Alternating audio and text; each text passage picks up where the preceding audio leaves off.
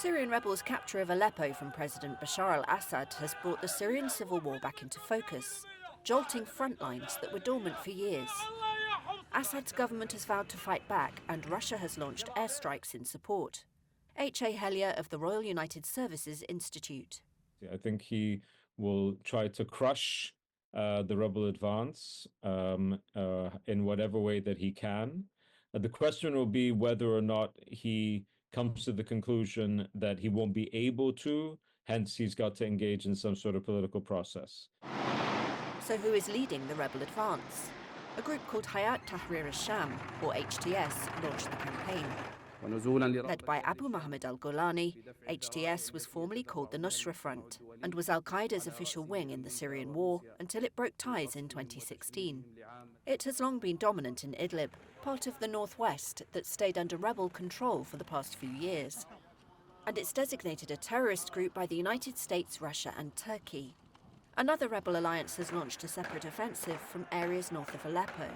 They're backed by Turkey and fight under the banner of an armed opposition group called the Syrian National Army. So why has the conflict flared now?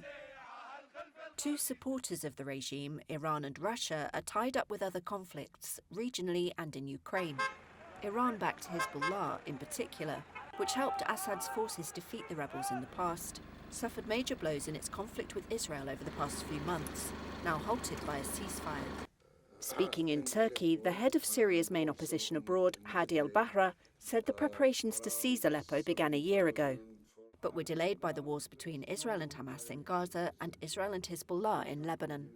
And they saw it's not good to have it while there is a war in Lebanon.